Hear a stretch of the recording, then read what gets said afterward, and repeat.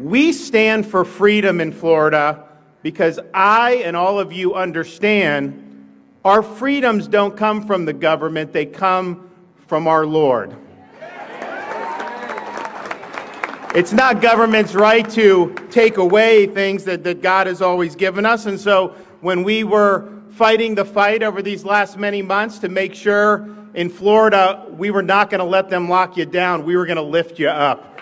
We are going to make sure that everybody had the right to work, that our small businesses had the right to operate, and make sure that every kid had the ability to go to school in person. And we were able to do that, and we beat the unions to get the kids in school last year. And the results speak for themselves. People want to come to Florida. Many of you have seen your home values go up. You're welcome on that. Businesses want to move, and I tell you, there's many more people who would move if they could, because you see so many other places don't respect basic freedoms. They don't treat their citizens with respect. They don't keep their streets safe, and they allow crime to run rampant, and they don't keep their fiscal house in order. In Florida, we have the lowest per capita tax burden in the entire country. And we take care of stuff. I'm doing more than anybody on infrastructure and roads and Everglades restoration. We did bonuses for principals, teachers, cops, firefighters. We're taking care of a whole host of things, but we're doing that with a budget. Even though we have 3 million more people than New York, New York's budget is over twice the size of the state of Florida's. And obviously the taxes are way higher too. And yet our infrastructure's better, our roads are nicer, and our schools are better. And so what are they getting for all that money? It just shows you Florida's doing it right. We respect the taxpayer, we respect you, and we'll continue to do that. We also respect the fact that we are a sovereign state, and the federal government doesn't just to come here and walk all over us. We can stand up for our rights, and we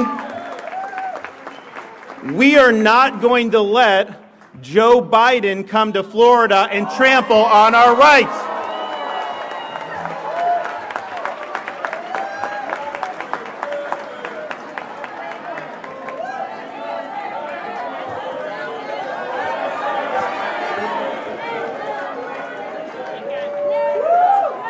You hear that all over the country. I wonder why. Joe Biden believes that you should have to be forced to take a shot, and maybe you don't want it. And if you don't listen to him, he thinks you should lose your job. He thinks cops should be fired. He thinks firefighters should be fired. He thinks people that work in the private sector should be fired. And I can tell you this, in Florida, your right to earn a living is not going to be dependent on any shot mandate. You have the right to make your own choices. So we're fighting the mandates. We're the first state to file a lawsuit against Biden on his federal contractor mandate.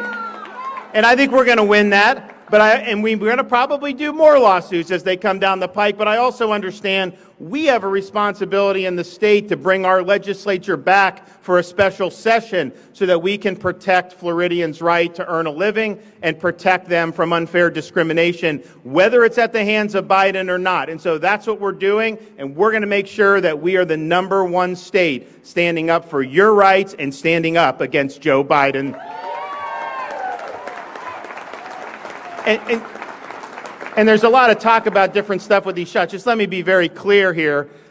When it comes to our school children, there will be no mandates allowed for school children in the state of Florida. That is your decision as a parent.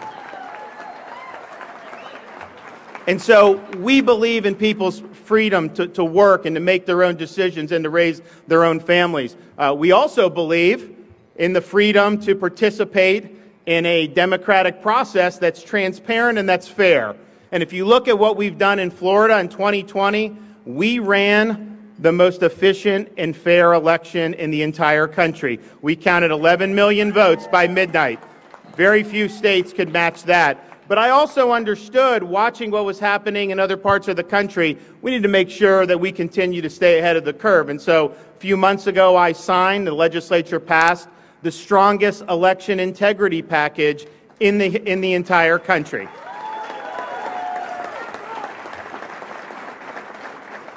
We have banned ballot harvesting in the state of Florida. We've banned unsolicited mail ballots being sent to dead people and who knows how else.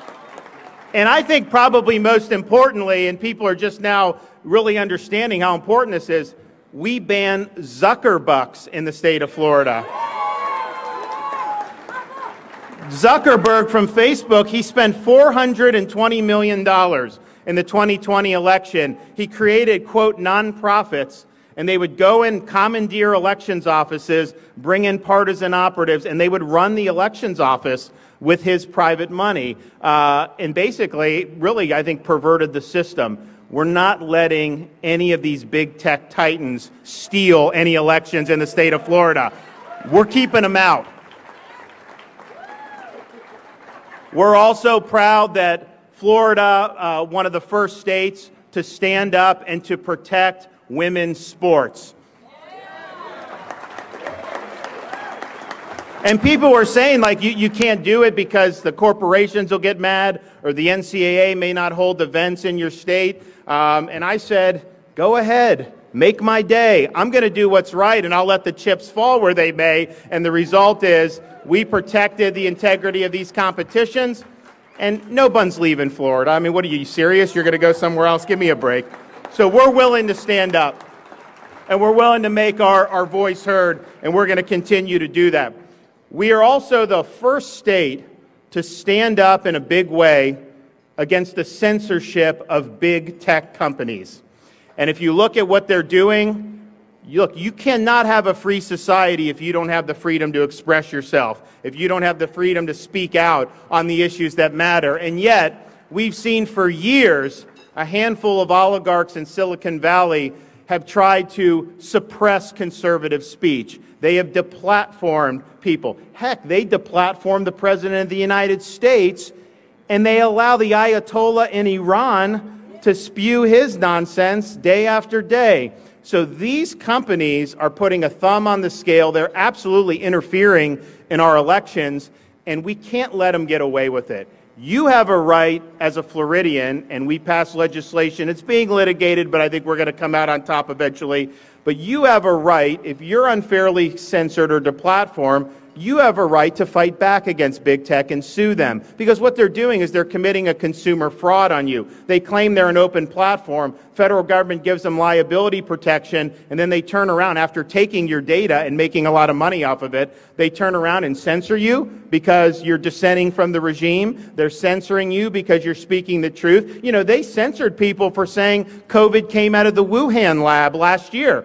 We know it came out of the Wuhan lab, and we know Fauci funded the Wuhan lab. You know, people sometimes ask me, Governor, Florida, so in September, the nation created 194,000 jobs. Florida in September, just the state of Florida, out of those 194,000, we created 84,500 jobs in Florida. So people will sometimes ask me, Governor, we got to get that going in the rest of the country. You know, what can you do? And I said, you know, it brings to mind an old admonition that I think can be updated for current times, and it is this. A recession is when your neighbor loses his job. A depression is when you lose yours. A recovery is when Dr. Fauci loses his job.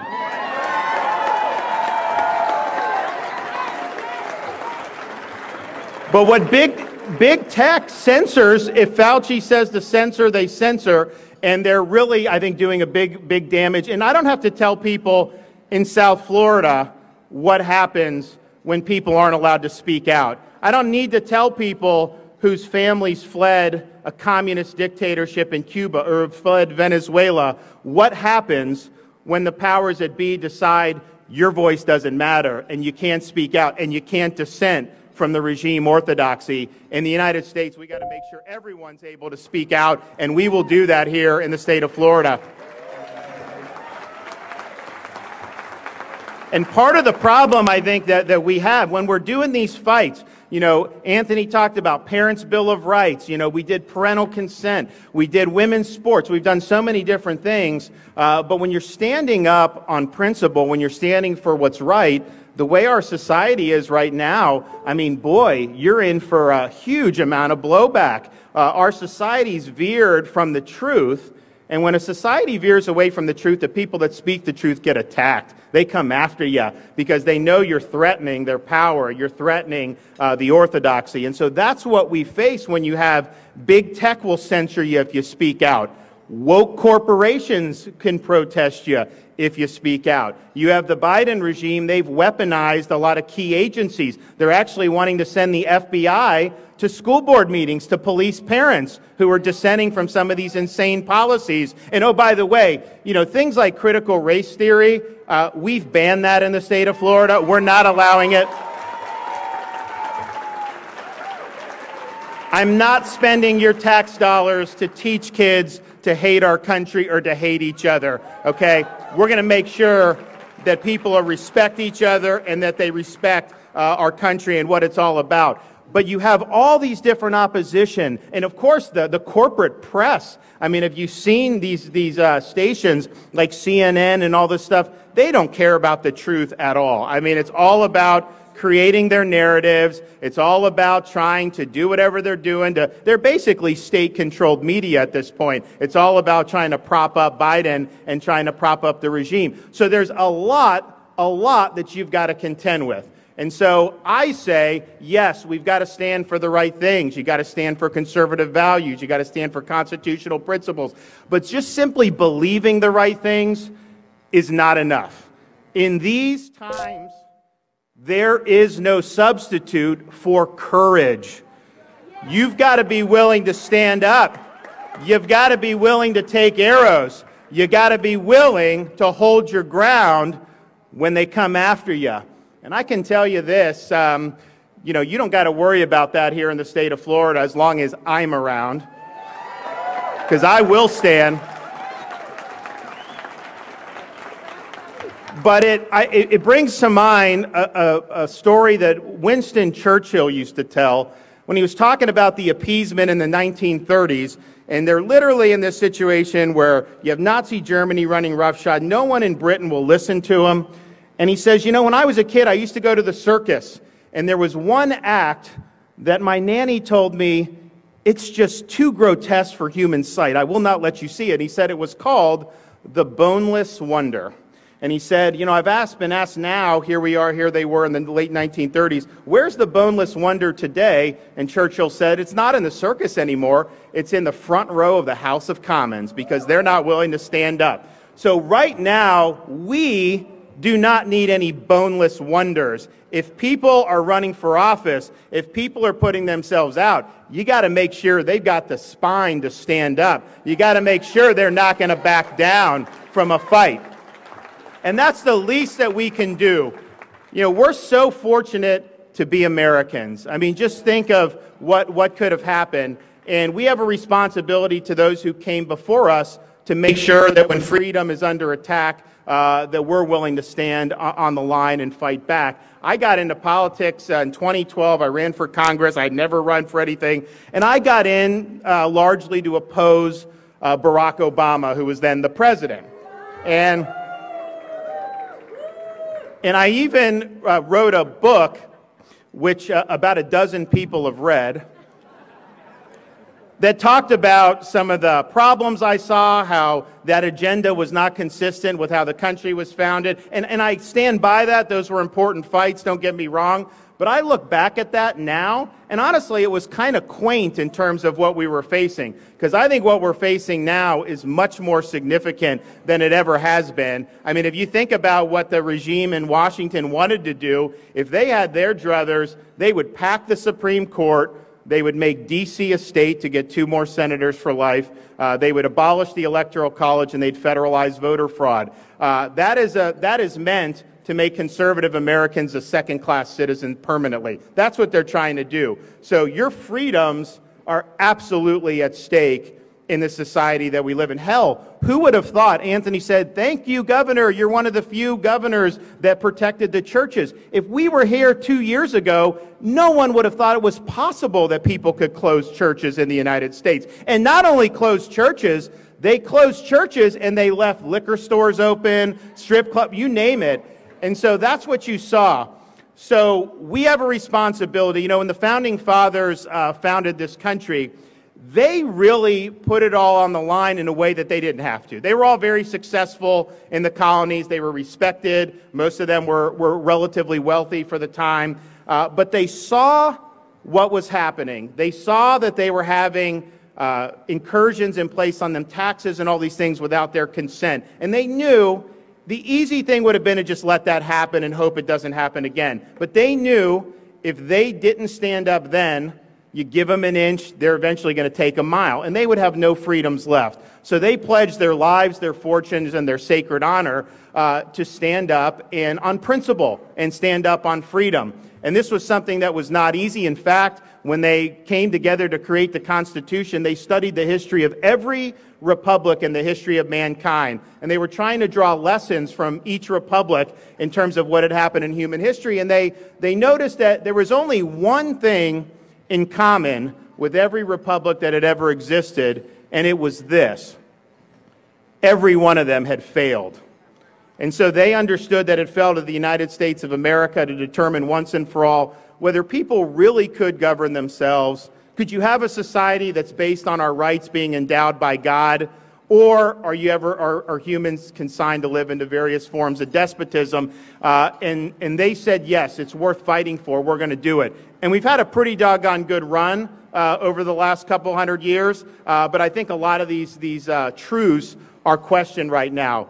So we've got to be willing to fight. And I can tell you this. I'm walking the line in the state of Florida. I'm standing my ground.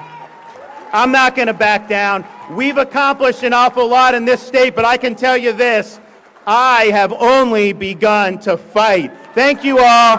God bless you. Thanks so much. Thank you. Thank you. 'Cause the flag still stands for freedom, and they can't take that